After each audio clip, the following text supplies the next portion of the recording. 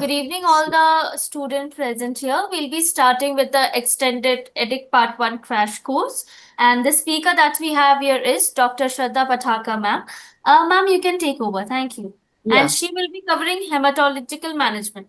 All the aspirants, it's going to be a very interactive session. Please type your answers or any queries in your chat box. If necessary, you can also unmute yourself. Thank you. yeah. We are starting with first case. 55-year-old female, known case of diabetic hypertension (IHD), recent history of receiving painkillers for her backache and generalized weakness. Some antibiotics also she has taken for low-grade fever. Presented with one episodes of GTCS followed by right-sided weakness, altered sensorium since a day to tertiary care hospital, where her MRI brain stroke protocol was done, which was normal. There was no bleed, no infarct. So labs were done suggestive of low platelets of 22,000, hemoglobin of 9, and WBC count was 6,000. There were mildly deranged No LFTs. question. Question is not seen. We couldn't Uh, see the question, ma'am. so,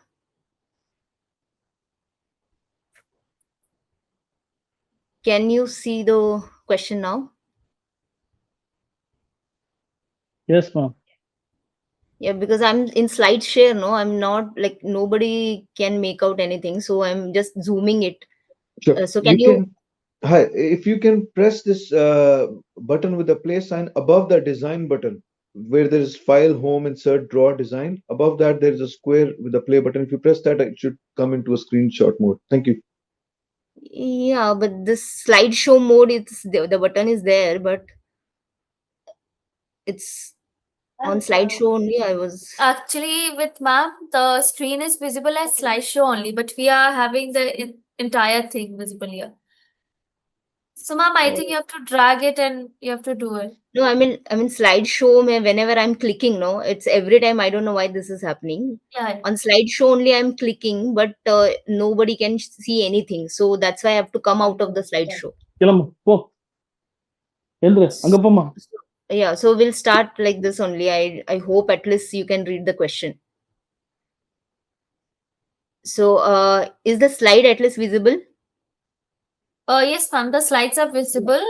The line, it is starting with 55-year male, Yes. female. So, So, 55-year-old female, known case of diabetic hypertension and IHD. She had recently she received painkillers for her backache and weakness. She took some antibiotics also for low-grade fever. Presented to tertiary care with one episode of GTCS followed by right-sided weakness and altered sensorium. When we did MRI for her, MRI stroke protocol, that was normal, no infarct, no bleed. Labs were done suggestive of platelet count of 22,000, hemoglobin of 9, and WBC of 6,000. Mildly deranged LFTs were there, creatinine was 2. And we noticed hematuria also after Foley's catheterization, which was non traumatic. Her fever profile was sent, which was negative for malaria and dengue. And the ANA by IFA was sent, that was positive, and we sent the blot also for her. So all are false except plasma exchange with the FFP has a mortality benefit in this case. Low platelet count of less than 30,000 favors the diagnosis of HUS, that is hemolytic uremic syndrome. Low Adams 13 level is a specific test to diagnose TTP, and mixing studies help establish diagnosis of congenital TTP, which is the false one.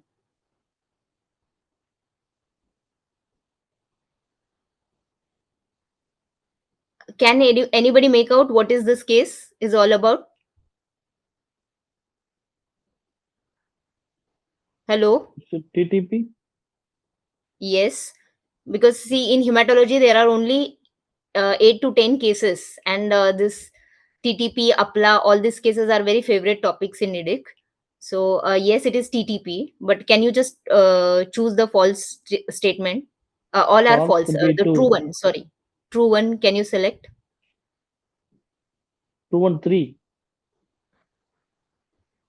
Not 3 also actually. correct. Yeah, the one. All are 2. false except. False. So, the true answer here is plasma exchange with FFP has a mortality benefit in this case.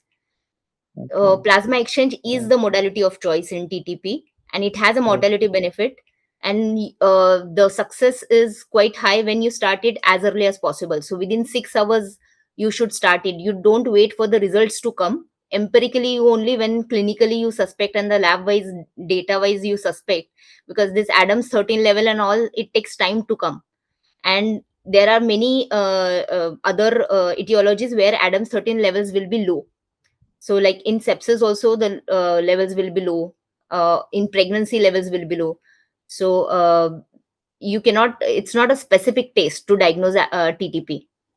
So and even when you send those level, you cannot wait for the results to come. You start plasmapheresis as early as possible. So the correct answer is plasma exchange with FFP. It has a mortality benefit. And why FFP? Because many a times these are like acquired TTPs, uh, where there will be the production of antibodies against this Adams 13 factor, which will be removed through plasma exchange, and a new Adams 13 will be added through fresh plasma. So the correct answer is plasma exchange with FFP. And always remember, Yeah. TTP is also emergency. It's a medical emergency. You need to act faster. So TTP, one of the causes of thrombotic microangiopathy. Can anybody tell me what do you mean by thrombotic microangiopathy?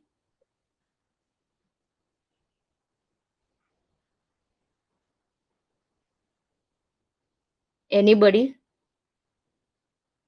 Yeah, let me say something. A thrombotic microangiopathy simply means the platelets, form a platelet thrombus in small vessels. And as a result of that, there is a Yeah.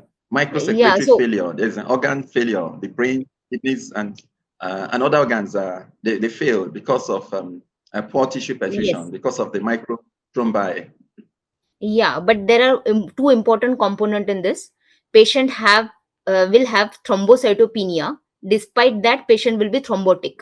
So there are very few conditions where, despite thrombocytopenia, patient will be thrombotic. And most of these thrombotic microangiopathies cover those conditions. The TTP HUS is one of those. Another other which are other DDs where HIT, platelets will be hit, low. hit, Yes, hit. Okay. ITP, but ITP no thrombosis. No, no. Yeah. HLH? No, actually, there will not be any thrombotic tendencies as such, and it's not a. DIC?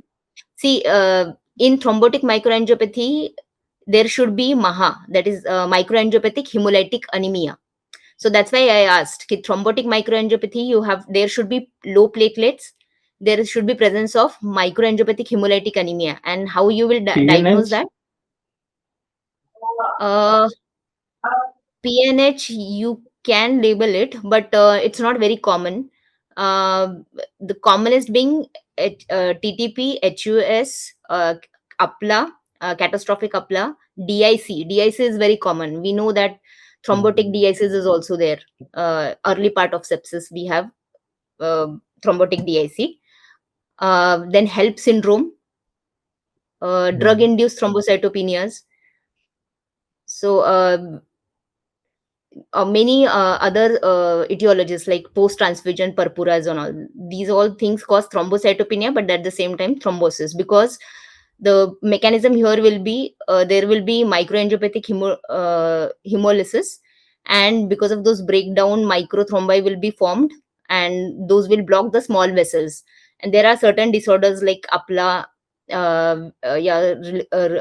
scleroderma crisis and all, where even the larger vessels will be occluded. So you need to know differentials, because these are like very favorite topics. So can you see this slide? Because in this slide, all the essential features of any thrombotic microangiopathy, particularly TTP, they have mentioned. So how to differentiate between TTP and HUS? In TTP is mostly thrombocytopenia is very severe. It's less than 30,000 of platelets. In HUS, most of the times platelets will be higher than 30,000. Uh, while the kidney involvement in TTP will be not that severe. Most of the patients will be non-oligouric and they will not need dialysis. But in HUS, kidneys will be involved more. So creatinine will be more than 3 or so, or patient might need dialysis from the beginning only. But the platelet count will not be that bad in HUS. So these are the two important differentiating features. And why you need to differentiate between TTP and HUS? Because plasma pheresis, plasma exchange helps in TTP, but it is not the treatment modality in HUS. So you need to distinguish between these two. You are getting the points, students? Yes.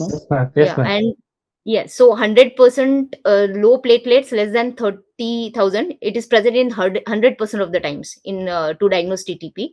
So low platelets should be the one of the criterias. 100% of the times there should be MAHA, that is microangiopathic hemolytic anemia. So the peripheral smear will show schistocytes.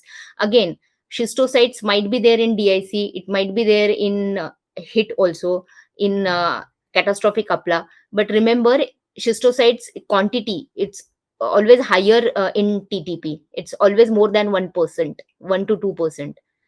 So and LDH, it is also very important component. LDH again, it indicates high LDH indicates your intravascular hemolysis. So all these hemolysis parameters like schistocytes present, LDH high, low haptoglobulin, indirect bilirubin, all these things you can see in your labs. Then 70% of the time CNS involvement will be there, and there will be fluctuating sensorium. Sometimes patient is responding, sometimes patient is irritable. 50% of the times AKI is there. As I told you, in HUS, AKI component is much more important than platelets, significant. And fever will be there in 20%. So you can make out all the 5 components won't be there all the time. So this pentad of TTP won't be there most of the times. It will be there only in 5 to 10%. So you have to diagnose depending upon the first 3 to 4 features which are important. Then ischemic tissue damage due to the microvascular occlusion. Because of this microthrombi, they block the small vessels of the kidney, brain, heart, gut, skin. So all these organs might get involved. So even these patients can present as a MI. These patient can present as a stroke. Depending upon the organ involved. So a renal involvement is again mild, creatinine of less than 2.3. Rarely needs dialysis. Small size vessels are involved. Low Adams 13 again. There are many conditions where Adams 13s will be low, like in sepsis, in pregnancy, in burns trauma. But again, the levels of Adams 13 won't be this low. There will be like when the levels are more than 60%, it is normal. So that rules out it has a good negative predictive value, so it rules out. But if the level but again Adams 13 is present, it doesn't qualify that patient will have TTP unless the levels are quite low. So if less than 10%, that is also one of the diagnostics. Acquired TTP, most of the cases that will be having is acquired TTP. Many a times this thienopyridines, clopidogrel, ticlopidin or tirofiban infusions and all, they can cause autoantibodies against this Adams 13, which can lead to TTP. So even these drugs are also one of the common reasons for acquired TTP. Yes, we do mixing study for diagnosis just to see whether it is because of the antibodies present against Adams 13 or the factor deficiency it is there. But congenital is not that common. And many times when congenital TTPs, they present in pregnant women when they are coming for the first time for delivery. So they might develop these pregnancy precipitates TTP. And the classic feature is PT APTT is normal. So they will give you case where your PT APTT is normal. So again, though TTP resembles that of DIC or catastrophic upland all, but again, important differentiating feature is in TTP, PT APTT will be normal. There will be low platelets and there will be schistocytes. These are like important distinguishing features. Now, plasma exchange, it reduces mortality. You have to start it empirically. and decision based on the plasmic score and the LDH level. LDH level less than 420, most of the times it rules out that you need plasma exchange. But again, plasmic score includes your platelet count, schistocytes, and all. So you don't wait for Adams 13 level. You send them and you start, depending upon your plasmic score and LDH level, you start uh, plasma exchange. And if at all you are not getting machine, it's getting delayed beyond 6 to 8 hours, you at least start giving platelet FFP transfusion, and then you can start plasma exchange once the machine is available. Because by giving ffp ffp has this Adams 13, that plasma has Adams 13, it will replace uh, new it will give the plasma Adams 13 through those plasma. So you before if you it's getting p is getting delayed, exchange is getting delayed, then give 2 ffps and then 1 ffp every 4 hours till your machine gets available. Daily 1.5 times the plasma volume exchange should be done. And till what time you need to do is till the clinical response achieved for 2 consecutive days. What is the clinical response? Patient's neurostatus is getting improved, creatinine is going down, his platelets are getting better, so or the schistocytes are coming down. So when all these clinical recovery is there for 2 consecutive days, um, then you can think of stopping the plasma exchange. So again, if for the refractory cases, especially the acquired antibody mediated cases of TTP, you can give steroids, and in severe TTP, rituximab. If it is rheumatological disorders, like in our case, her ANA was positive, it might she might have lupus, so even the cyclophosphamide also might work. So second case is 48-year-old male, known case of hypertension diabetes, was getting mechanically ventilated for influenza pneumonia with ARDS, developed refractory hypoxemia with no response to prone ventilation. And because of his worsened mechanics, lung mechanics, with and a high Murray score, he was started on VV ECMO. On day 6 of VV ECMO, his lab suggestive of a drop in platelet count by more than 50% from the previous baseline value, and he was not bleeding from any other site. The pan cultures were sent, and he developed. We thought maybe it is sepsis induced, so we sent the pan cultures, and meanwhile he developed right lower limb bluish discoloration of his toes, and some skin hyperpigmentation, red patches, blisters were also noted. But there was drainage cannula also, with a limb perfusion cannula at that site. So we thought it might be DVT also. So we did Doppler. In Doppler, arterial Doppler was normal, but there was DVT noted in both lower. Uh, Actually, DVT noted in the right popliteal and femoral vein, but the blisters and the discoloration was noted on the either sides. So what is the next best step? You understood the case. Patient on VV ECMO, he must be on anticoagulation. Most of the times we prefer unfractionated heparin infusion, and he, on a day 6 of that heparin exposure, he had a 50% drop from his baseline value, a drop in the platelet count, and he has thrombotic tendencies also.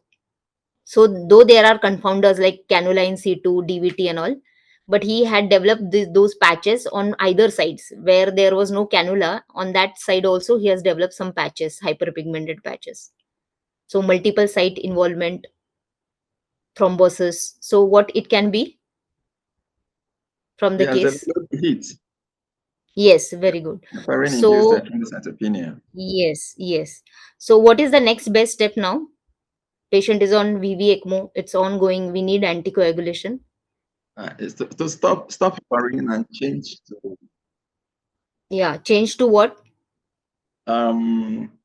this other Bilvardin. Yes, bivalirudin. You can, yes. Bivalirudin, ergotroban. Yes. Danaperoids, argatroban, bivalirudin. Even fondaparinux, but even fondaparinux has a risk of causing hit, though it is lesser than unfractionated heparin and LMWH, but that is not the first choice So, is there any score to uh, to send certain labs, like whether to do platelet factor 4 antibodies? How 40 to score. decide? You need to see the probability of having hit. If the probability of having hit is very low, let's say it is 3, there is no point. Even if your test comes positive, it doesn't hold any relevance. That's why you need to know the 40 score. And can you tell me, there are like two types of it, type 1 and type 2. Is there any difference between these two? Yeah, in type 1B, there won't be any thrombosis. In type 2, there will be thrombosis. Yeah, In type but 1 why? only, Because type 2 is immune mediated. yes. Yes. So the dangerous one is type 2. The drastic fall in a platelet count and thrombotic tendencies, all this happen in a type 2. So, um, as we all know, this 40 score, it has four components. Acute thrombocytopenia, how rapidly platelet drop is there, and what is the lowest platelet count. So always remember, like in TTP, severe thrombocytopenia is there, and hit TTP, these will have severe thrombocytopenia, while the DIC, APLA, these will not have severe thrombocytopenias. And even thrombocytopenia with hit or any immune mediated processes, including drug induced, maybe patient is on this apixaban or tyrofibin on drug induced, if there is a thrombocytopenia, all these happen very quickly. Drastic fall is there. It's not like gradual fall. In DIC, there will be little gradual fall, and fall won't be that severe, while in TTP, the presentation again, in last case we have seen, there will be severe thrombocytopenia. In hit also, patient might start with 4 lakh platelets, but then it becomes 2 lakhs just in 1 or 2 days. So it's a quick drop. uh, then acute thrombocytopenia, how quickly it drops, depending upon that, higher the score, more is the probability. Timing of the onset, if it is starting within at 5 to 10 days of starting heparin, and if it is happening on the day 1 of starting the heparin, but if the previous exposure to the heparin is there in the last 30 days. In score 1, if the exposure is there over the last 100 days.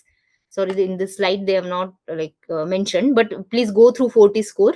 And then thrombosis, in score 2, you'll have new thrombosis, or the multiple vessels will be involved.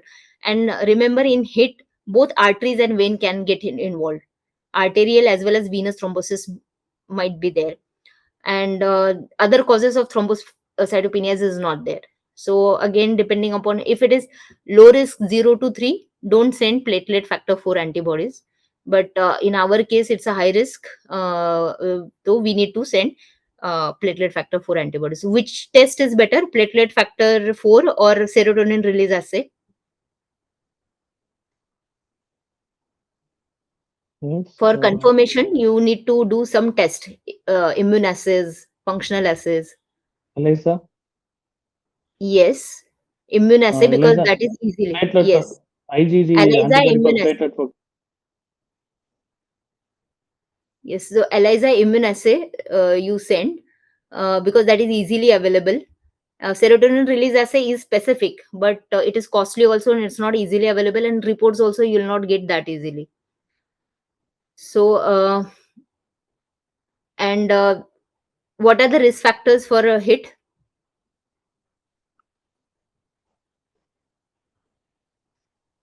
Again, unfractionated heparin has the highest risk, followed by LMWH and then fondaparinux. Surgical patients, they are at a higher risk than cardiac patients, cardiac ICU patients. Surgical means again CABGs and all cardiac surgical patients and other patients, then CCU patients, then medical ICU patients.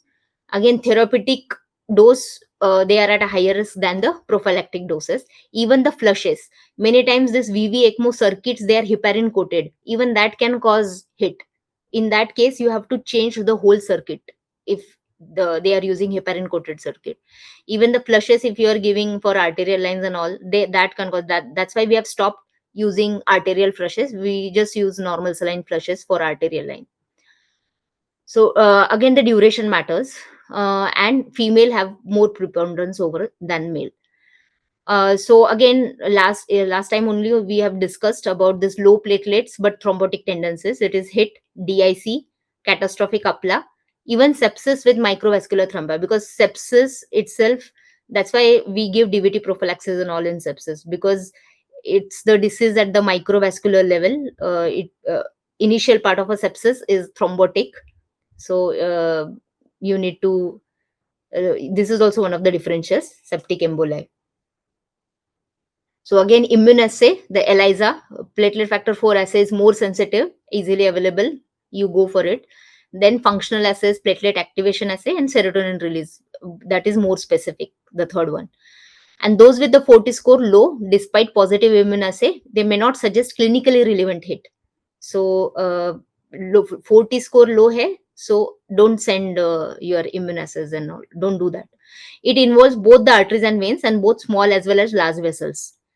Most of the conditions, like in TTP, it involves mostly small vessels. That's why organs are involved, like kidney, heart, lungs. While in HIT, even the limb vessels, larger vessels also get involved. So you need to know which are the conditions where both large and small. Even that helps you differentiate between these conditions. Again, treatment is stop the heparin, LMWH, whatever you're using, and choose therapy. You have to choose the therapeutic dose of the argatroban, danapirid, bivalirudin, because now this is already thrombosis has occurred. Now you have to use the therapeutic dose. So the next case is 44-year-old male, 40 kg, alcoholic, no significant past medical or surgical history, presented with acute gastritis, pallor, low-grade fever, and had one episode of a vomiting with the blood in it. At ER, his vitals were stable except mild sinus tachycardia, and lab suggestive of CBC of 5.5 HB, 2500 WBC, and platelets were 35,000. LDH is 1000, and indirect bilirubin is 2, low haptoglobulin, and retic count is less than 1%. So this is the peripheral smear. So can anybody tell me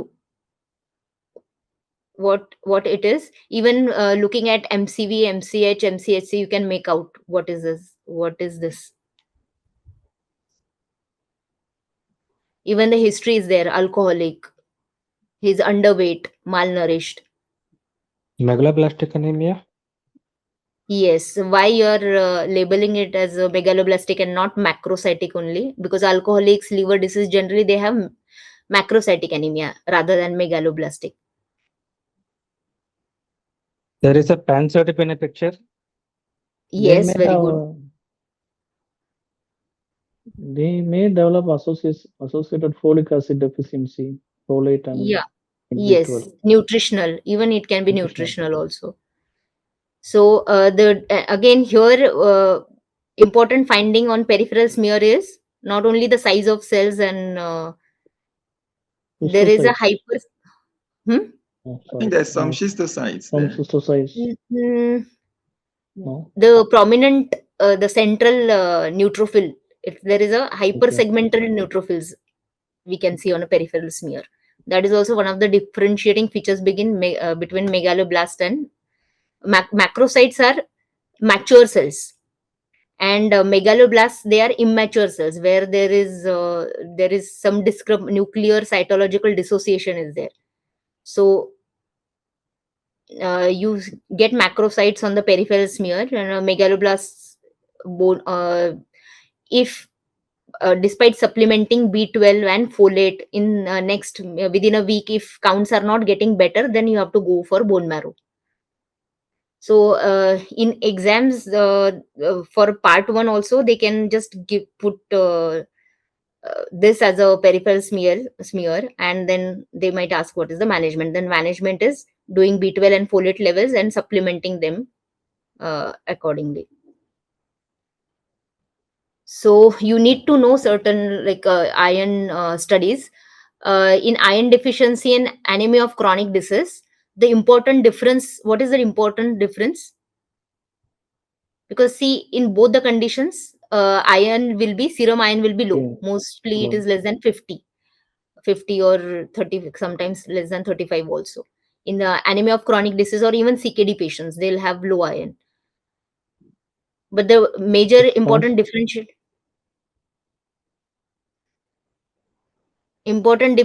feature, because all these three can present as microcytic hypochromic anemia, iron deficiency, anemia of chronic disease, and thalassemia. Or the later two condition can present as a normocytic normochromic also. But they might be they can present as microcytic with low iron. So what is the differentiating feature between iron deficiency and anemia of chronic disease? See, anemia of chronic disease, because of whether it is CKD or some other inflammatory condition, ferritin being acute phase reactant, those that value will be higher. So anemia of chronic disease, the serum ferritin levels will be high. While in iron deficiency, because there is deficiency of iron in the body, even the storage will be low. So ferritin levels will be low in iron deficiency. And because the storage is low, the iron binding proteins body will increase more of a transferrin. So more iron binding proteins will be increased. So transferrin, soluble transferrin receptors or transferrin proteins will be high, but the iron is low. So percentage transferrin will be low, because the proteins are, transferrin proteins will be high because there is iron deficiency. Body is trying to make more proteins to carry whatever iron is there in the body, for easy transfer of that iron. And the transferrin saturation, because the percentage wise iron is low only, the receptors will be high now and the iron low, so transferrin saturation as such will be low. So important differentiating feature in iron deficiency anemia, ferritin will be low, percentage saturation will be, transferrin saturation will be low, and the TIBC will be high. These are very important, because these are the two important things from where you can differentiate. In anemia of chronic disease, serum ferritin will be high because it's an inflammatory condition, ferritin goes up. And in thalassemia, because there will be, the iron will be high rather, so it's a hemoglobinopathy. So the more and more iron gets deposited in the mitochondria and in RBCs. So the iron levels will be high, and most of the times this ferritin will be normal or high in thalassemia. But TIBC will be high only in iron deficiency. And percentage transferrin saturation, it might be low in both anemia of chronic disease and iron deficiency, but in iron deficiency it will be severely low, less than 10% or so. While in iron overload or sideroblastic anemia, the transferring percentage will be high, ferritin levels will be high because it's a overload. So you need to know this table. So the next case is 50-year-old man met with a road traffic accident and sustained multiple injuries to the long bones and had traumatic brain injury as well, lung contusions, and the splenic laceration of a grade 3. He was brought in an exsanguinated state. So he must be like hypothermic, coagulopathic and all. MBT protocol, massive blood transfusion protocol was activated. And which of the following statements is true regarding this? And what, when you activate massive blood transfusion protocol? When you call it as a massive blood transfusion protocol, I mean, when patient needs how many PCVs over how many hours, or Okay, if a patient needs up to 5 units of PR 4 units of PRBs in 1 is in hour, 1 hour. and Yes, or needs maybe 1 to 1.5 times the volume in 24 hours, or a blood loss of 150 ml per minute. If then you labeled it as a patient might need massive blood transfusion. And you need to know ABC scores and trauma scores for blood transfusion. Again, so which of the following statement is true? 2:1:1 transfusion preferred over 1:1:1. The No. pro-rata trial, what? No. Okay, yes. false. Then thromboelastography mediated transfusion reduces mortality in trauma patients. There was this Yes. tactic trial. Yes, Yamini. Actually, this is also wrong because that trial did not show any mortality benefit. So, though it helps in reducing consumption or usage of the blood and blood products, but it has not translated in reducing death rate in trauma patients. So both TBI and other trauma transfusion targets are same with emphasis on restricted transfusion strategy. Means or other polytrauma like maybe other long bones and other organ involvement and the TB. So for both of False. restricted transfusion strategies needed. Yes. For trauma, for No. TBI, transfusion strategy is little different. If the targets are different. For TBI, you need to have platelet count of more than 1 lakh, fibrinogen of more than 150, uh, even hemoglobin target for any other trauma, it is 7. Trigger is 7 because over transfusion can dislodge the clot and it might worsen the situation. So till the hemostasis is achieved, your target is 7 only. But for brain, you are keeping it 7 to 8. So you need to keep hemoglobin more than 7. So like heart, for brain also the trigger is little higher. Then tranexamic acid should be given after 8 hours of trauma induced coagulopathy according to crash through trial. False. No. Yes, because it should be given within 1 hour. Why not later? I think the risk There of was thrombosis increases thereafter. increased bleeding actually with later, if you give it later. So you must give it ideally within an hour, at most 3 hours, and then you give the infusion over the 8 hours. Yeah. One of the trials, I So think the Metas 2 trial showed that if you left it late, then the opposite happened. They bled. yeah, because here trauma induced coagulopathy, the initial, because there will be primary hyperfibrinolysis. So they do present in initial part with a tendency to bleed. Fibrinolysis is there, and that's why you have to read that mechanism how it works. So when thrombomodulin comes in and this anticoagulation part is there, so later on it has a thrombotic tendency, so you might worsen the case. So initial part where there is a hyperfibrinolysis or consumptive coagulopathy, there is a role. So factor 7, Novo 7 is a FDA approved factor for polytrauma patients given in the refractory cases. That's the one that's true.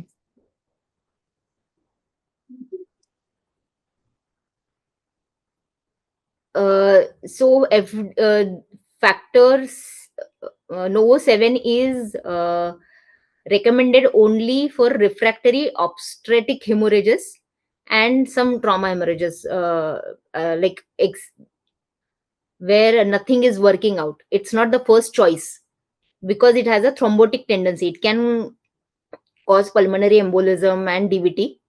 So, though it is FDA approved in certain situations, like in obstetric hemorrhages, and IC bleeds and all, but it's not for polytrauma because of this thrombotic tendencies. And before using factor 7, you need to check whether your acidosis is settled, calcium level is okay, there is no hypothermia, other coagulation abnormalities, other factors are getting like treated, then only you can use it. Otherwise, it won't work. And why factor 7? Because factor 7 has a shortest half life. It's 6 hours half life only. So that is the for clotting to happen. You need at least 30 to 40% of the clotting factors in the body, and that has a shortest half life. So that will be removed from the body faster.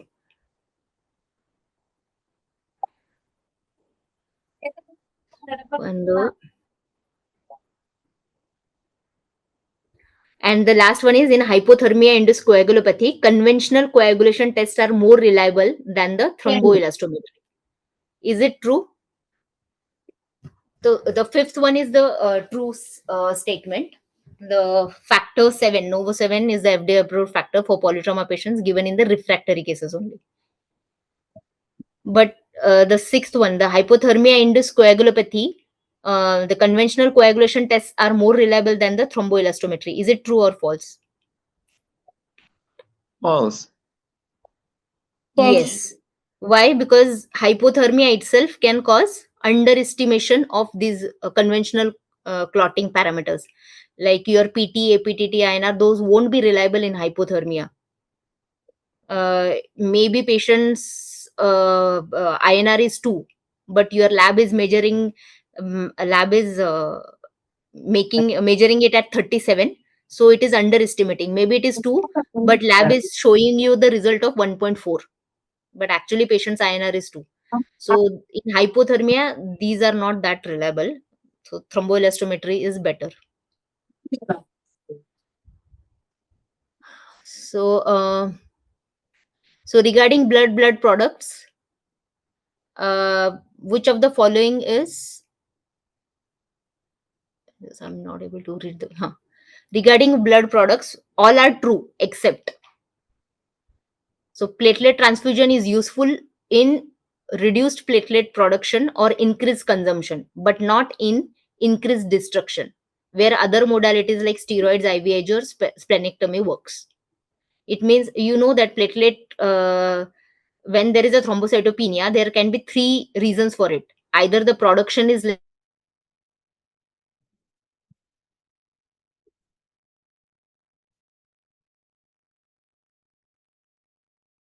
Number 1, true. suppressed, or consumption, maybe it is doing all the yes, it is true. So whenever you have consumption and the destruction, by giving platelets, you might help it.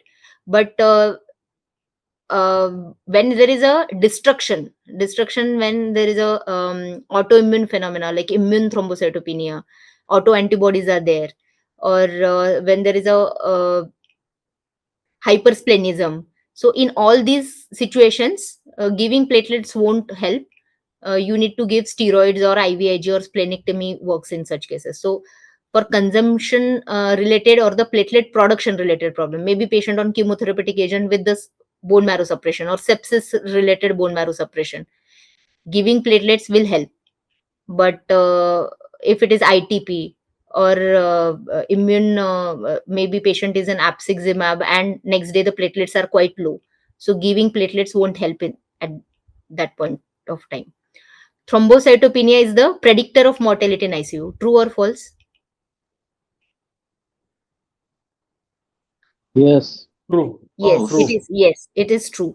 If within 4 days of ICU stay, if your platelets are dropping more than 40%, then mortality increases. In suspected pseudothrombocytopenia, send blood in citrated bulb. True. Yes, because true, yeah. Because in EDTA bulb, it clumps the platelets, and that's why maybe there were 5 platelets clumped, but it will calculate that as a 1. So it's better to send sample in the blue top, citrated bulb. Acquired thrombophilias are diagnosed by mixing studies. True. True. Yes. True. Yes. True. And how to diagnose? I mean, if someone is having, whether it is the clotting factor deficiency or antibodies against that clotting factor is present, like thrombophilia, maybe hemophilia. Hemophilia means when acquired hemophilias will be when there will be antibodies against the factor 8. When the factor deficiency related hemophilia is different, and when antibodies are produced against that factor and that causes thrombophilia is hemophilia is different. So how to differentiate between these two? If you mix patient's plasma with the pooled plasma, normal person's plasma, and if the coagulopathy gets corrected, let's say factor 8 deficiency is there, you are suspecting hemophilia in one of the patients with factor 8, and you are mixing patient's plasma with the normal pool plasma, and patient's APTT is getting corrected. because of factor 8 deficiency, his APTT was high. And after mixing his giving normal plasma, his APTT gets corrected. This indicates what? It's It acquired. indicates no, not acquired. See, because if you are giving a pool plasma, it will have factor 8. You are transfusing factor 8, and if that is getting corrected, means there is a factor deficiency. His Yes. In his body, factor 8 levels are low. So when you are providing that factor 8 through normal plasma, patient's coagulopathy is getting corrected. But despite mixing, giving patient normal plasma rich in factor 8, patient's APTT is not getting corrected. This means patient has antibodies against that factor. So whatever factor 8 is coming inside the body through normal plasma, that is, antibodies are attaching those factors. So it's not helping or working. You are understanding, because this question also they will ask you in one of the Yeah. tables and all. So whenever by mixing plasma, normal plasma with the patient's plasma, if coagulopathy is getting corrected, it means there is a clotting factor deficiency. And if that is not getting corrected, it means the patient has antibody against that clotting factor, and that's why whatever you'll give from outside, whatever the clotting factors, it won't help because of those antibodies. So in sepsis or DIC, keep platelets about 20,000 if the patient is not bleeding. Otherwise, threshold is 10,000. Is it true? False. False. No, it is true. Because That's true. That's true. yes, normal, if patient is not bleeding, our target is threshold is 10,000 only. But when patient is having risk factors of bleeding, not when patient is bleeding, our target is more than 50,000. If patient is actively bleeding, then our target is more than 50,000. If patient is not bleeding, our target is 10,000. But if patient has a risk factors for bleeding, if sepsis induced thrombocytopenia or DIC, patient is in DIC, you have to keep that target 20,000. And if it's a neurosurgery or closed space surgery, spine surgery, traumatic brain injury, and patient is bleeding, then your target becomes 1 lakh. So FFP needs to be ABO compatible before transfusion. Is it true or false? Yes. True. False. FFP. False. It is false, because for FFP there is no need of ABO compatibility, and the AB blood group of FFP are the universal donors. Like for blood, O is universal donor. Like for FFP, because why? Because when there is a AB, it means both antigens are there, so antibodies won't be there in the plasma. So that's why AB blood group FFP will be universal donor. And you don't need ABO compatibility for FFP, but you need it for the RDPs. Many a times there are like transfusion related or immune activation and all. So you need to particularly when pregnant patients, they are getting sensitized, or some transplant patients, they may get immune sensitized. So it's better to give ABO compatible platelets, RDPs or SDPs, not FFP. Just read about this also a little bit. So 30-year-old How female. about platelets? Yeah, so for platelets, it's better. Do you need the ABO compatibility? If the patient is a high risk, like planning for a transplant or in a reproductive age group, because alloimmunization is much more common in that population. Otherwise, if you don't have things available, then anyways we are using ABO incompatible also, because the risk RBC for PRBC, definitely you need ABO compatible. Otherwise there will be transfusion reactions. For Certainly. RBCs, there is no compromise. For RDPs, it's better to give ABO compatible, especially at least high risk groups, like maybe transplant or in reproductive age group females are there. So it's because alloimmunization happens, so it's better to give ABO compatible. For FFP, there is no need.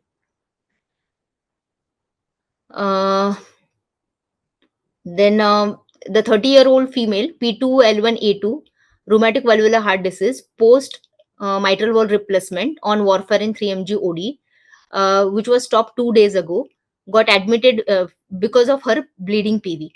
She got admitted with the bleeding PV. She had history of dilatation and curettage done 2 weeks back, after which she had lower abdominal pain, vaginal discharge, for which she was given some oral antibiotics on OPDCs for since last 2 days. At ER, she had come with high grade fever, hypotension, continues to bleed vaginally. She also had hematuria, and following are her labs: CBC of HB of 7.2, WBC 16,000, platelets of 45,000, PT-INR is raised 2.2, APTT is raised 65, D-dimer is 2,300, fibrinogen is 135, which is low. LFT is because she had recent abortion, so in pregnancy again fibrinogen is generally on a higher side. The normal 150 to 200 is the in normal population we consider normal, but in pregnancy, because of pregnancy related changes, it should be 400 or so, but it's quite low, which is LFTs were deranged. So which is the false statement? Patient is in DIC due to septic shock. Vitamin K should be given to stop her bleed.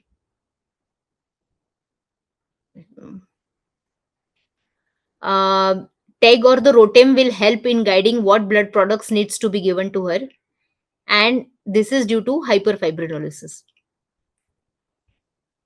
Which is the false statement? Vitamin K. Vitamin K should be. Yeah, vitamin K. Instead, what Yeah. FFP So yes, you are right, but I mean my question was little wrong actually. Here I've shown INR of 2.2. If the INR is, let's say, if it is 10, then will you go for vitamin K also? Yes. Yes, I'll go for vitamin K. Okay. Yes, because your warfarin is INR dependent. You adjust your dose according to INR.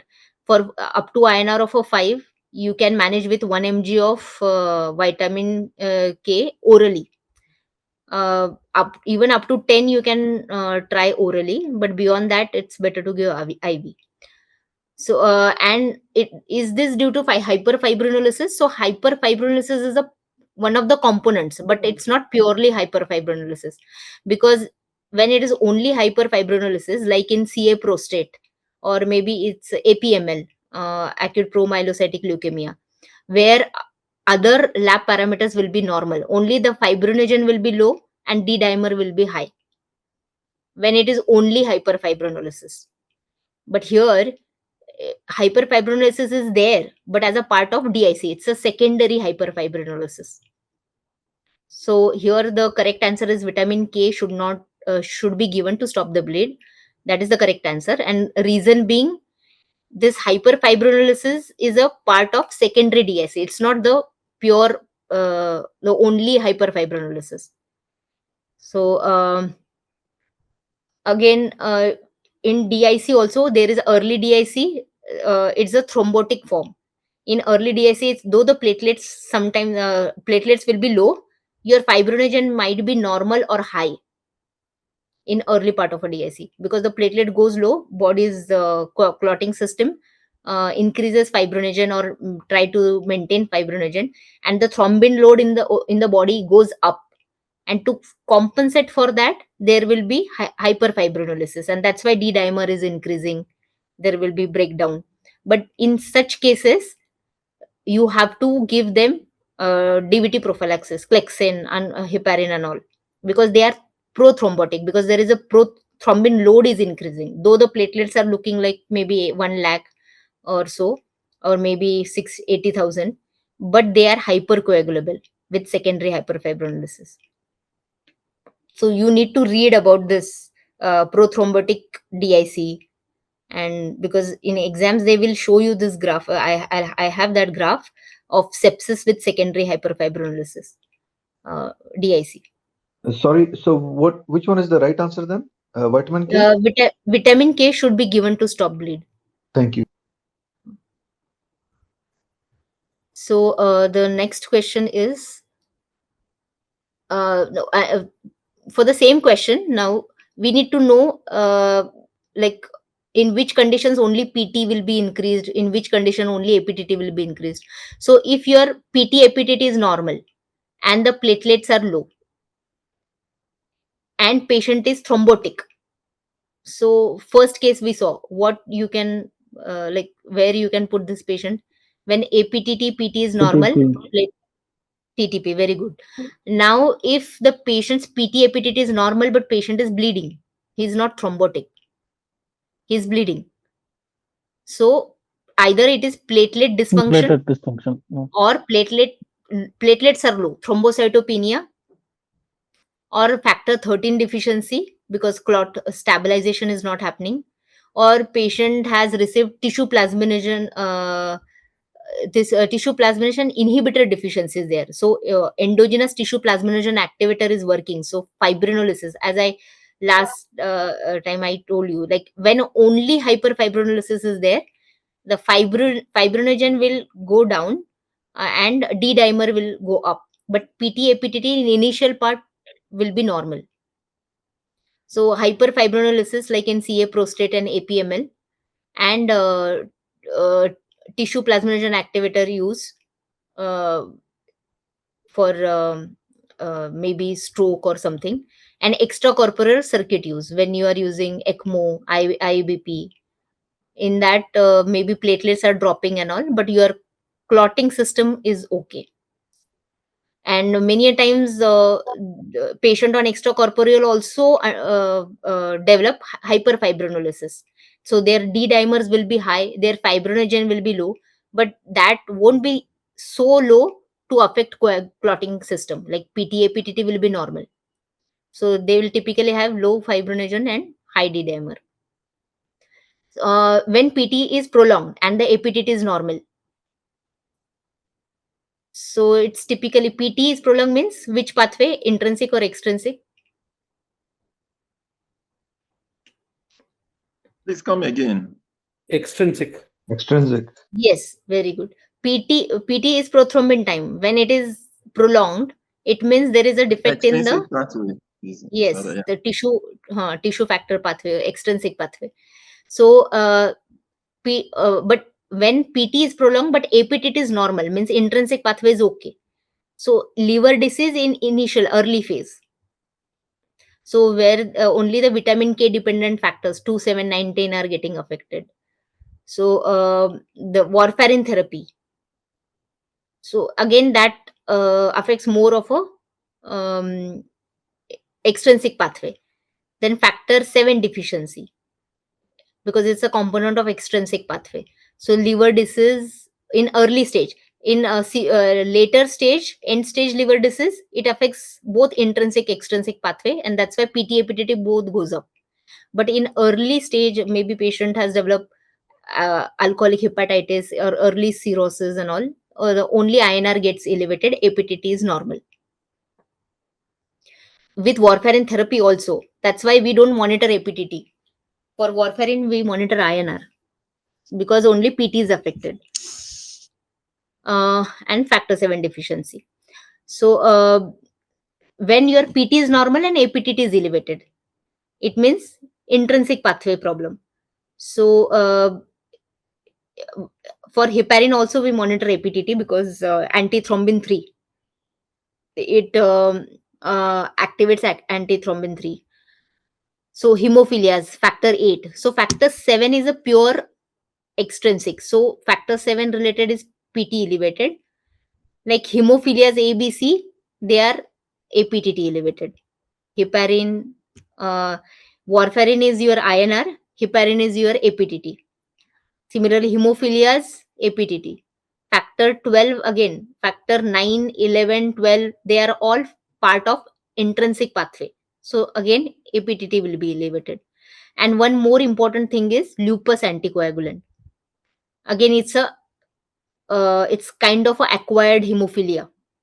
So in lupus anticoagulant, the antibodies against this antiphospholipid, and that's why blood don't on the platelets, these antibodies they attach, and they don't allow phospholipid to come into contact and cause clotting. So that's why APTT is prolonged. But actually, lupus anticoagulant is thrombotic tendency. But because of these antibodies, APTT is high. So we have seen, no, in mixing study, either there is a factor deficiency or there will be inhibitor. So lupus anticoagulant is the inhibitor. It sticks onto the platelet surfaces. It doesn't allow that to come into contact with phospholipids, and it doesn't cause clotting in vitro. In the body, it has a tendency to these antibodies cause thrombosis. But in the test report, your APTT will be high.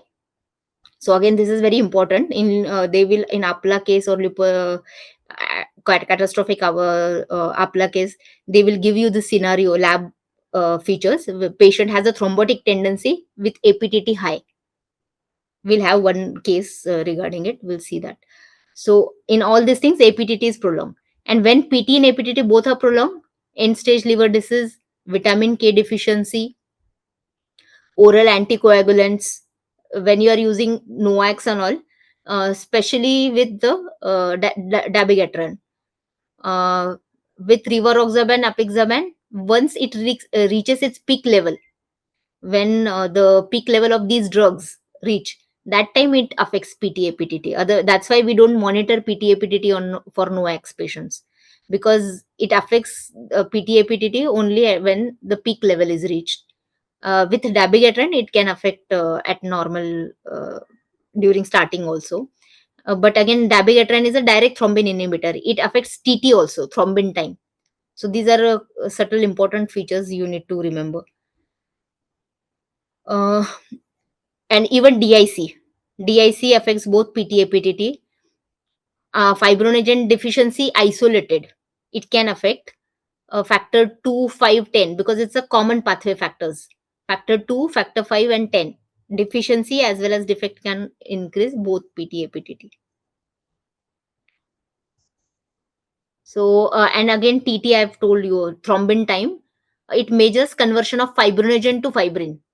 So, prolonged TT, it is generally we see in heparin, direct thrombin inhibitor, because heparin act through antithrombin 3. So that's why thrombin, and it acts on that.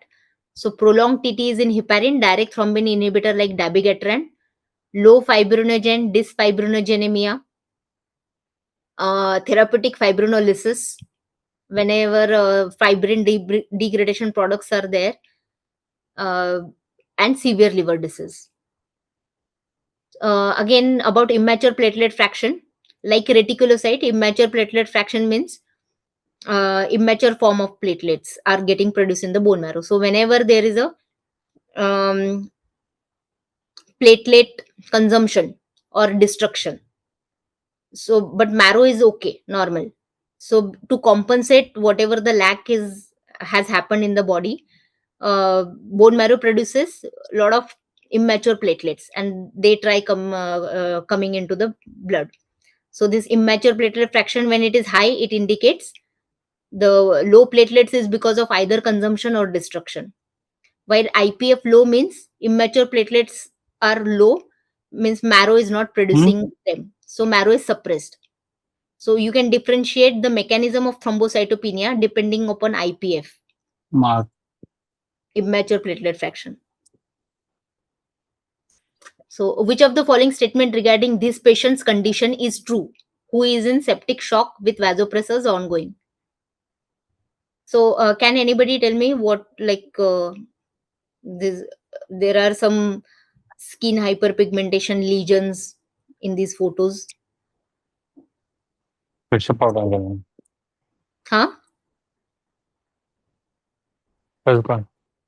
Meningococcemia. Yes, meningococcal. Pneumococcal. Yeah, even pneumococcal can cause it, but what condition you can like. So this is not petechiae or Purpuric ecchymosis. rashes. Yes, purpuric rashes. It is called as a purpura fulminans. Again, it's a severe form of a thrombotic DIC, because these are skin necrosis. So in initial phase, in figure A and B, there will be non-blanchable rash. So see, it's not a petechiae or ecchymosis. Petechiae ecchymosis is just because the true thrombocytopenia that is causing rupture of the small blood vessels inside. But this is like skin necrosis. This initial two figures are like maybe this rash, like you can tell them as a differential case, skin staphylococcal shock syndrome के lesions लग रहे हैं, या फिर purpuric rash, or maybe meningococcal rash. You can put all these in differentials, but meningococcemia. So septic shock with vasopressors means patient is in severe septic shock on pressors, and he is developing all these necrotic lesions. So this is purpura fulminans, which is an extreme form of a DIC, prothrombotic DIC. Like there is a thrombosis of the skin vessels. Microthrombi formation जैसे organs में होता है, now it is forming in the dermal vessels. So patient is in which is the true statement. Patient is in prothrombotic stage of DIC, which is stage 1. We have already answered this, so it is true. LMWH unfractionated heparin should be avoided as it may worsen these skin lesions. This is not ecchymosis. So rather this is a treatment because patient is in a prothrombotic DIC. So LMWH unfractionated heparin, it should be given rather. It occurs due to the platelet deficiency causing blisters. No. Though DIC may there is low platelets, but again, with low platelets, there will be petechiae or ecchymosis, but this is not that. Vasopressin is the pressor of a choice in this case. No, rather you avoid vasopressin because already there is a skin necrosis. There is microthrombi, thrombotic tendency, microthrombi occluding the blood vessels. By putting patient on vasopressin, it will worsen the condition. Even putting patient on NORAD can worsen, but NORAD is better choice over vasopressin. So this is a thrombotic form of a DIC causing microvascular thrombosis leading to skin necrosis, mostly of the limbs and digits due to acquired protein C deficiency. Because whenever there is a severe DIC, in later part, the anticoagulant effect is prominent, and in initial part, prothrombotic effect is prominent. So protein C, which is actually a natural anticoagulant in the body, deficiency of that can lead to this condition. So caused by severe infections, degradation of protein C occurs by the elastases released from the WBCs because of this infection. Many times even post infection also it can develop, and sometimes the congenital form, congenital protein C deficiency. It may be associated with the shock liver. So whenever there is a severe septic shock or maybe cardiogenic shock that has involved liver, because liver will produce protein C, decrease hepatic protein C synthesis, that can cause this. Protein C deficiency leads to excess fibrin generation and inadequate fibrinolysis. The clots will not get broken down to fibrin, and therefore it will get accumulated in the small blood vessels. Initial non-blanchable skin lesions, they progress to skin necrosis within 1 to 2 days only, and even they can produce blisters and bulli. So they might look like skin soft tissue infections or necrotizing fasciitis, but again you need to keep this as a important differential, because the treatment here is giving anticoagulation. Adrenal thrombosis leads to adrenal crisis. Even the small vessels of adrenal glands might get involved, and they may produce adrenal crisis. Then you have to supplement them with the steroids. Glomerular thrombosis causing AKI.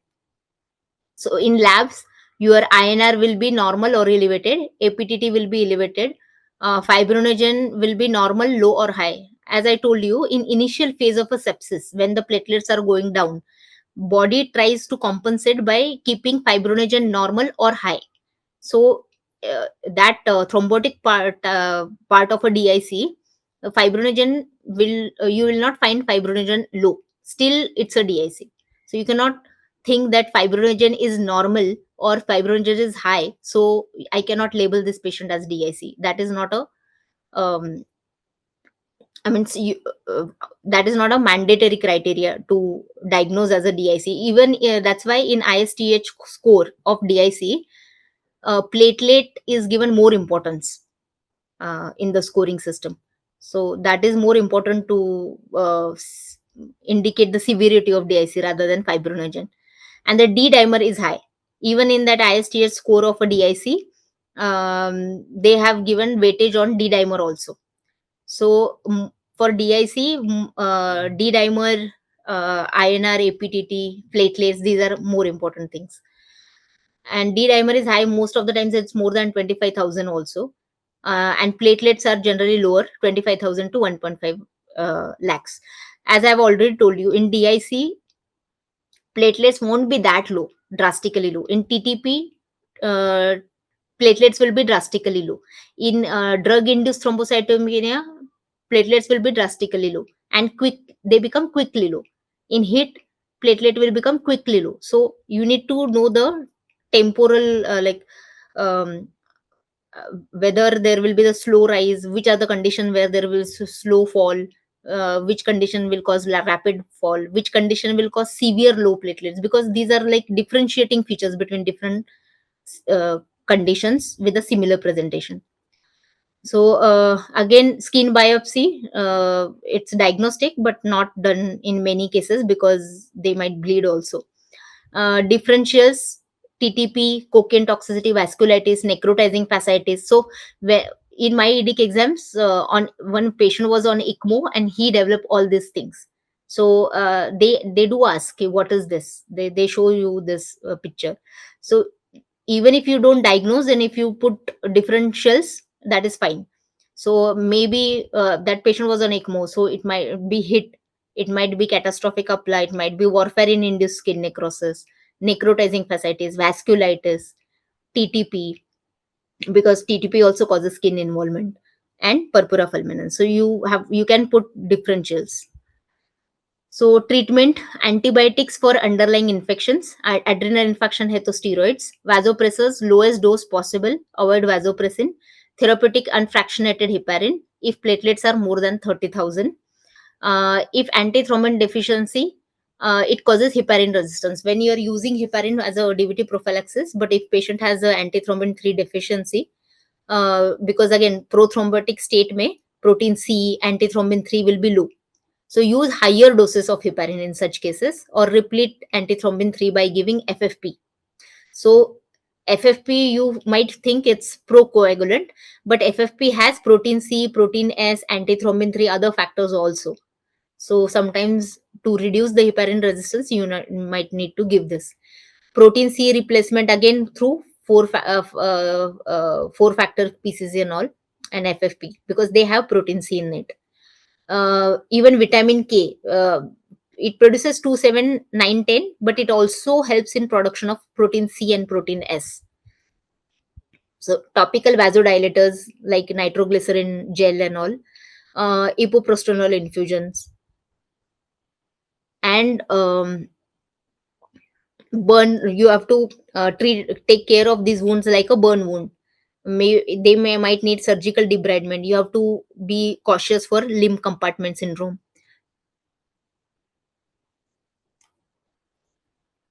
So your viva might go, like in long case they may show you this, and then your viva might go to limb compartment syndrome also. So all are conditions included in thrombotic microangiopathies except TTP, HUS, HELP syndrome, DIC, HIT, catastrophic HLH. apply, and HLH. Very good, HLH. LHH. So which of the following statements regarding NOACs is true? It's novel oral anticoagulant. NOACs taken 48 hours prior in normal kidney function patients is not a contraindication for thrombolizing acute ischemic stroke patients. Is it true? Yes. True. Yes, very good.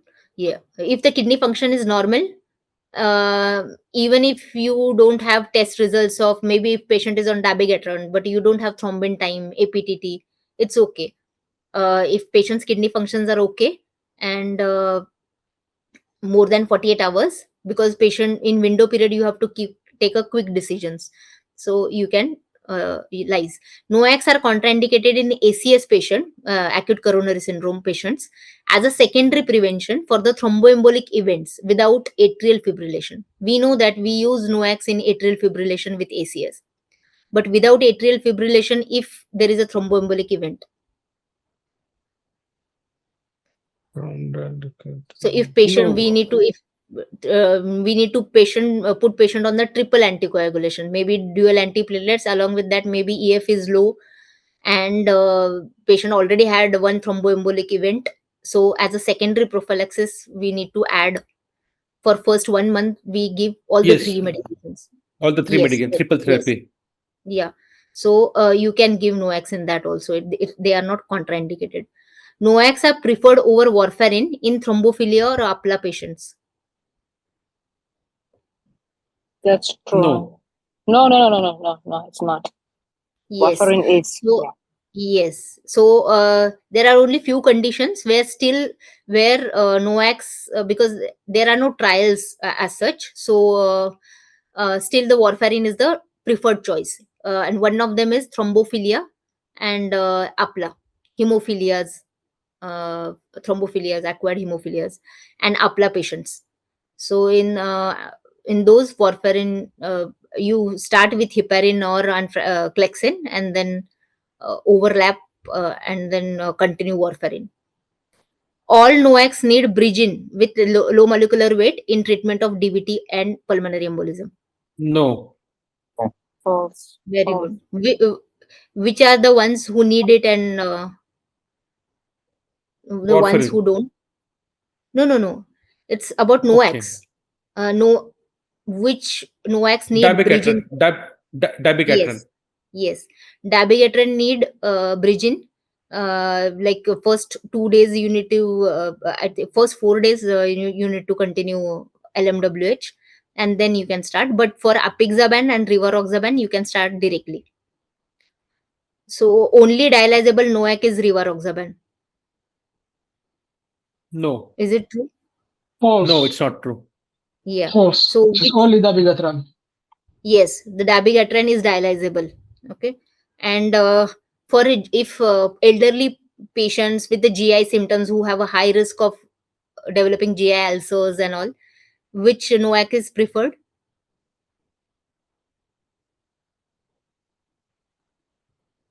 Apixaban. Yes, because dabigatran can cause dyspepsia, GI irritation, irritability, acidity. So in such cases, apixaban is preferred.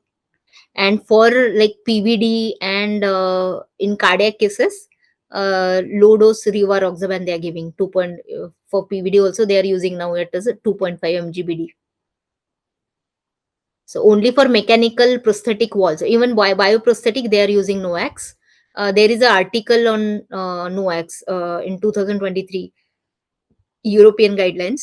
You just go through only through the tables, because it will cover everything. How to overlap, when to stop, before surgery, after surgery, even in stroke patients, once the bleed settles down, or in ischemic infarct, if it is cardioembolic, when to start and how to give. So that article is important. Again, I will not go into details of this, but you need to know what is the half life, and so that you can how early you need to stop it before the elective procedure also. Or even many patients nowadays, they are on NOACs, and when they develop MI or when they develop stroke, and how to go about thrombolysis. So you need to know when their action peaks and all. So the only important thing here is, for rivaroxaban, you need to take it with the food. because that way it increases its bioavailability. Generally, food decreases bioavailability of the drugs, but for rivaroxaban, you have to take it with food.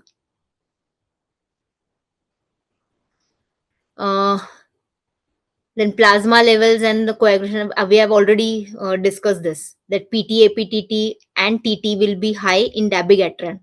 For rest of the things, they will the PT, APTT will be slightly high when they reach the therapeutic levels or peak levels.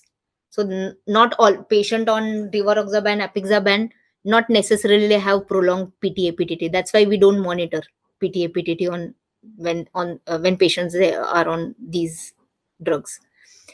And TT will be normal in apixaban, rivaroxaban. It will be increased in dabigatran because it's a direct thrombin inhibitor, and apixaban and rivaroxaban are factor 10A inhibitors. So again, as I told you, go through that article. So they have mentioned if last NOAC intake is more than 48 hours and normal renal function, you can proceed with thrombolysis. NOAC's plasma level below the low, if you can get this plasma level and they are lower limit of the detection level, you can thrombolyze, of course.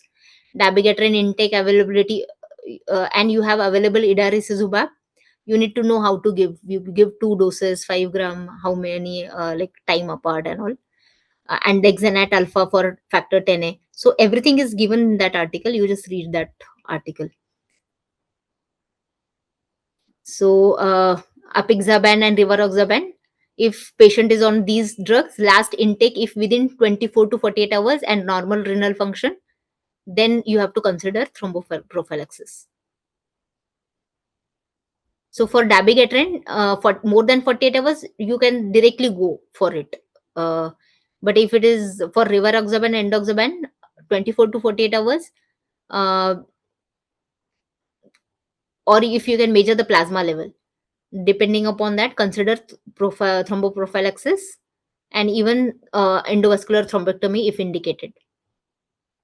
Then again, if there is a hemorrhagic transformation or no, and when to restart these NOACs, so that chart also there. So again, this is regarding this bridging and overlap.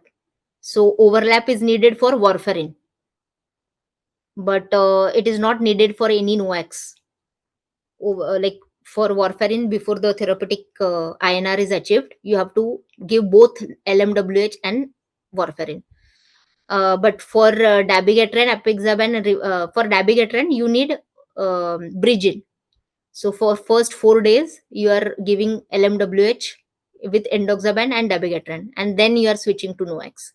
But for rivaroxaban and apixaban, you can directly start, and then decision to continue for 6 months or longer, depending upon whether it is provoked P or unprovoked. So regarding catastrophic APLA, all are true except it involves both small and large blood vessels. Autoimmune, that is lupus capla, has the highest mortality.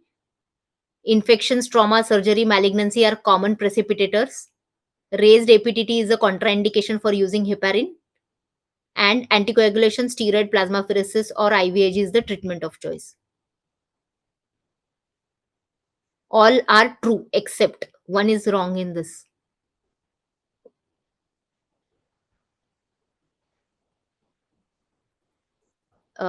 Anybody? Raised APTT is contraindication is contraindication using of heparin. Yes, because APTT will be increased because of those lupus anticoagulant. That last time I've told you this mechanism. These antibodies, lupus anticoagulant antibodies, they coat these platelets. They don't allow that to come into contact with phospholipid, and then there won't be any clotting. That's why APTT is raised. But actually, body is prothrombotic. Your treatment is the heparin. So it's not contraindication, rather it is a treatment. And yes, the catastrophic APLA means at least 3 or more organs are involved, either organs, systems, or tissues. So it's more life threatening. So it has a 40% mortality. And if it is because of lupus or autoimmune cause, then the mortality rate becomes 50% almost. So autoimmune has a highest mortality capilla, and it involves both large and small blood vessels. And all these infection, trauma, surgery, malignancy, they are common precipitators.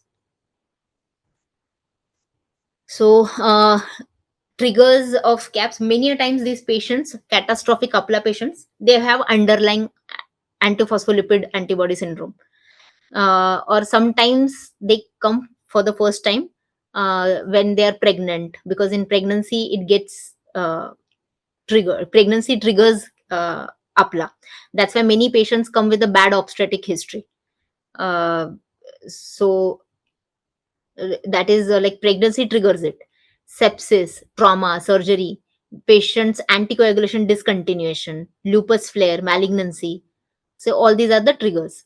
And um, remember, these are the same triggers for even your TTP or your even HLH. For HLH also, these are the triggers like malignancy, autoimmune, so sepsis. So these are like, you can remember these like common triggers for all these conditions. Uh, then it involves both the small and large vessels. Organ involvement, again, kidney, CNS, heart, lungs, skin necrosis.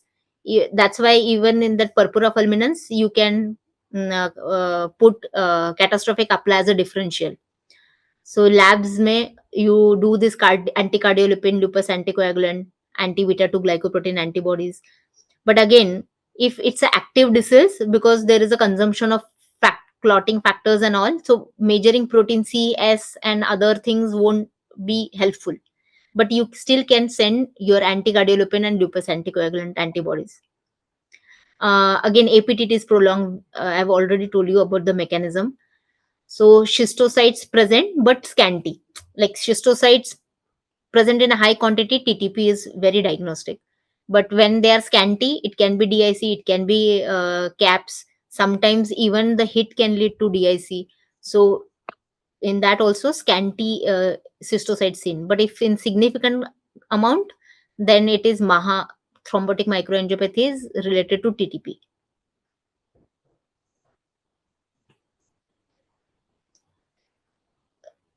So again, they may land up into DIC. So catastrophic apply is nothing but thrombotic microangiopathy plus cytokine storm. So it is catastrophic. So that's why ferritin levels are quite high. If similarly in HLH, ferritin levels are quite high. So for diagnosis, this diagnostic criteria is evidence of involvement of 3 or more organs, systems, or the tissue. Yes. And it manifests development simultaneous. This is the last case. It manifests either simultaneously or in less than a week. So, or these 3 or more organs are involved in less than a week duration. Histopathologically, small vessel occlusion will be noted in 1 or more organs and tissues. And you will have this anti-cardiolipin antibodies, anti-beta 2 glycoprotein antibodies positive. When all criteria is present, then it is a definitive CAPS. And absence of the second or the third criteria, then it is probable CAPS. You just read this in Washington manual, they have mentioned the table. Anticoagulation with the heparin is the treatment, and then long-term switch to warfarin. 5 consecutive plasma exchanges plus or minus IVIG.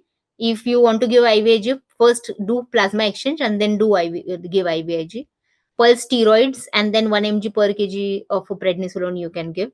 And refractory cases, give rituximab, cyclophosphamide, especially rheumatoid related disease, and eculizumab. So this is, I think this is the last case. 32-year-old female with a bad obstetric history, got admitted with a history of headache since 2 days, 1 episode of GTCS, altered sensorium, paucity of left leg movement. CT brain was done, suggestive of right frontal bleed, unusual location. So CT venogram was done, and it was suggestive of cerebral venous sinus thrombosis, for which she was started on Clexane. Her lab showed following results. CBC was showing platelet of 1.3 lakhs, INR is normal, APTT is high, D dimer is 1200. And here the dilute Russell Viper venom test screen ratio was done, which was 1.8, which was high. Normally it is less than 1.2. And then mixing study was done, and the patient's plasma was mixed with the normal pool plasma, and DRVVT remains prolonged. So can you interpret what it indicates? Presence of apply antibodies, presence of A. clotting factor deficiency. Yes. 1. So 1. yes, but everybody knows how it like works and all, because see, DRVVT is generally it activates factor 10, and it by adding plasma in this DRVVT, like adding this DRVVT Russell Viper venom, you are seeing how is the clotting system is getting activated, whether it is clotting faster or not. When there is a lupus anticoagulant, it will not clot faster. If there is no lupus anticoagulant and just factor deficiency, it will clot faster, because DRVVT itself stimulates factor 10. So if with DRVVT, the screen ratio, by adding plasma, patient's plasma, if that DRVVT screen ratio is going down, it means there is a factor deficiency. But if that is not going down, it means there is either antibody against that factor. So here it is antiphospholipid antibody, or patient is on some anticoagulation. Patient is already taking some anticoagulation. So for confirmation, again, you have to do mixing study with a high amount of phospholipids. If you are giving very high amount of phospholipids, these antiphospholipid antibodies will act against that. If it is still not getting corrected, that is the confirmatory test. So just read about that test also. Definitely they'll keep one in one of the tables. And this is your last ROTEM case. 50-year-old diabetic hypertensive CLD patient presented to ER with a history of hematemesis. Vitals were okay except sinus tachycardia, and ABG showed HAGMA, high non-cap metabolic acidosis, lactate of 8, HB was 7. You did grouping cross-matching products you are trying to arrange, and the INR is 2.6. Rest of the coagulogram and still labs are awaited. Meanwhile, ROTEM report has come. Will you interpret this report? Anybody?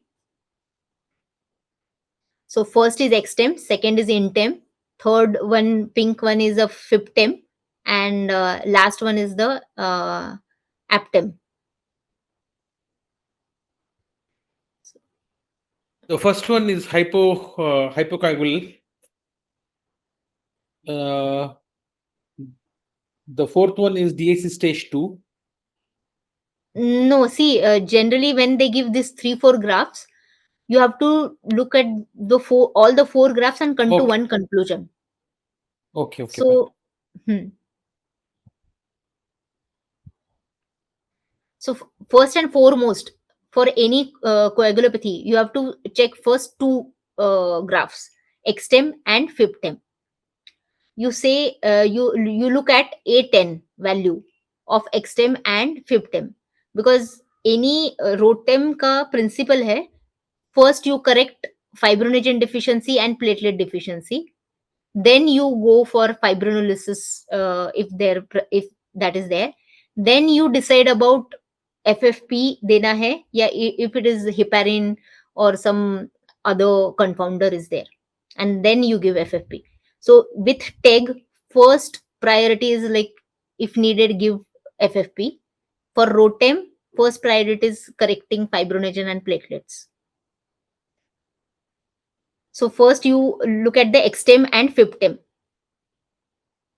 If fiptem A10 is normal, and if extem A10 is abnormal, but fiptem A10 is normal, it means the problem is not the fibrinogen. A10 amplitude at 5 and 10 minutes from the clot formation time. So we know that that clot formation time and alpha angle, all these things, either fibrin or platelet contribute. So here fibrinogen looks okay. So then here the problem might be, and even CFT, see here CFT is like K time. And again, K time is not just clotting factor. Even the platelet plays some role in it. So if CFT is prolonged, so that contribution is not just the clotting factors or fibrinogen, but even the platelets. But here A10 is normal and your MCF is little on a lower side everywhere. So when your MCF is low, it indicates 80% of the times it is the platelets, 20% of the time it is fibrinogen. But here 8, 15 mm fibrinogen looks okay. So the deficiency is platelet. And if you could have corrected this patient depending upon INR, patient could have not got help with that, because his abnormality is platelet and not the INR. INR is deranged because of his liver function. So that's why here important is this rotem and teg. So this is the normal graph. This is the intem, extem, aptem, fiftem. Intem is intrinsic pathway. Extem is your extrinsic.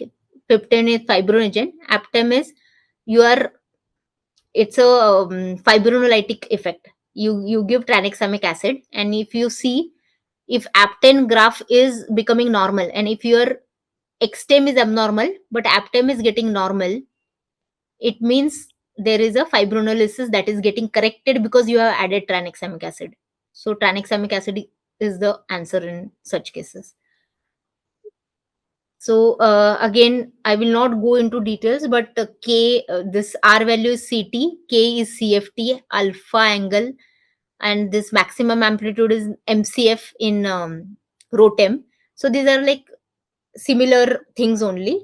They represent similar things. The only thing is in rotem, this maximum clot firmness is 80% contribution is by platelets, 20% is by fibrinogen. Your first thing is you look at the fibrinogen का A5 या A10 height.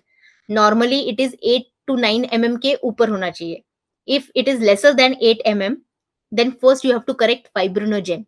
So if extem का A10 and fiftem का A10 both are low, so first you correct fibrinogen, and if despite that bleeding is continuing, then you can think of platelets. I will show you one graph where even by looking at the graph, you can make out what is the problem. So now this is not in a slide share mode. That's why I don't know whether you can make out complete this thing. So this is the extem and this is the fiftem. First one, which is normal. Remember, first you have to check these two graphs only, extem and fiftem. And then see here A10 in extem is more than 40, then that is normal. A10 in fiftem is more than 10, that is normal. So your fibrinogen and platelet deficiency is ruled out. Then your CT and CFT. Then your MCF extem. So maximum clot formation. Normally even that is around 40-45 is normal. Alpha angle is more than 60, that is normal. In second graph you can make out this. There is this angle, alpha angle has reduced. So the angle contribution is by either platelets or fibrinogen. Then you look at the fibrinogen. Or यहाँ पे भी you look at A10, fiftem. It is more than 10, which is normal. Here also fiftem looks normal. So the problem here is platelets, thrombocytopenia or platelet dysfunction. Again, here you can make out this. The extem is same as above, but here 15 is, there is no height to fiftem. So first you have to see A10 kitna hai, fiftem ka, let's say it is 6. So it is actually fibrinogen deficiency. You have to first correct the fibrinogen. When they are giving now intem, then you have to think about, now you look at the extem and fiftem. दोनों का भी height okay लग रहा है, and there is no any initial part delay, prolong this thing, CT time. But CT time and CFT time in INTEM is prolonged. So what you can do is you have to check with the HIP-TEM. With the HEP-TEM, if the graph is getting normal, means this prolonged line is not there with the HEP-TEM, it means it is because of heparin. Then you have to reverse with protamine. But in the HEP-TEM also, it is showing this prolonged CT-CFT, then it is a clotting factor deficiency. And the last one, so the same thing I've told you, no? But again, when clotting factor deficiency, there is this prolongedness is there in the XTEM also. See, in first graph, when there is only heparin problem, because heparin was ongoing, and because of that there was prolongation. Only INTEM prolongation is there. In XTEM there is no prolongation. But when there is a clotting factor deficiency, both XTEM and HEPTEM, XTEM and INTEM, there is a prolongation. And the last graph, in XTEM as well as XTEM, as well as in fibrinogen, you can make out this. There is this clot retraction like graph. It indicates fibrinolysis, and the APTEM looks normal because tranexamic is added in it, and the graph becomes normal. So it indicates hyperfibrinolysis, and you have treatment is tranexamic. And regarding TEG, so you must be aware of this. Important part is this one. So here, before the complete clot formation, the fibrinolysis has started. It is called as the primary fibrinolysis. It is either because you have given tenecteplase, altiplase, something like that, or it can be trauma, because trauma and coagulopathy, early part is primary fibrinolysis. That's why there is a role of tranexamic acid in those cases. Or maybe obstetric hemorrhages. They are also primary fibrinolysis. Or maybe patient on those extracorporeal devices, IABPs and all, when there is a hyperfibrinolysis, and you are getting this graph, then you have to give tranexamic acid. And this wala graph, second last, here it is the DIC stage 1. Again, it is good getting tapered down, but the initial complete clot formation is there. So it's a hypercoagulable state with the secondary fibrinolysis. So you just need to know these two graphs. Rest of the graphs are same.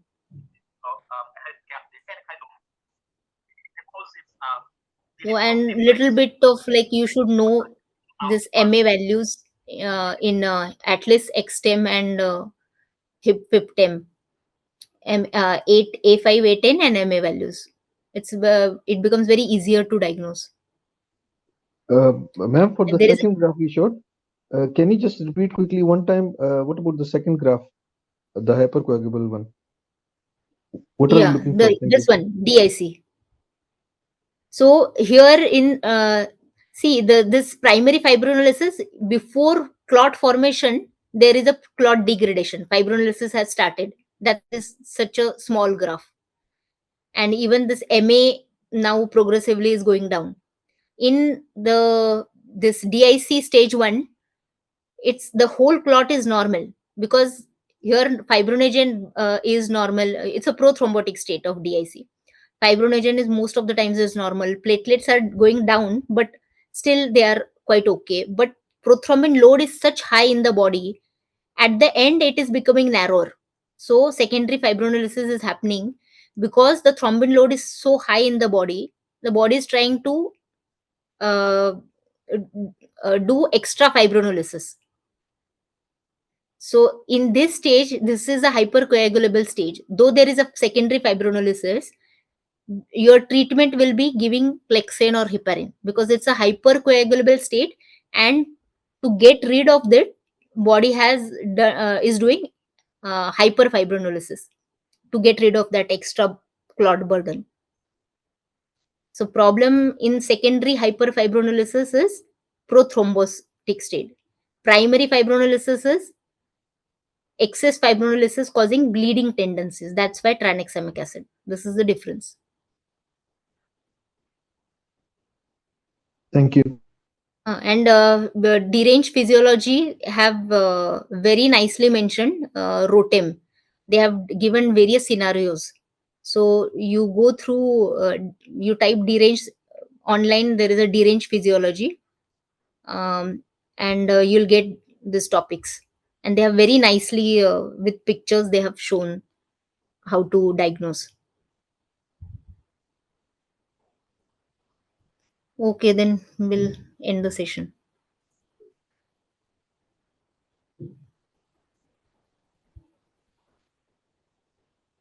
Thank you, ma'am. Thank you, all the aspirants present here. We end the session here. Thank you, everyone.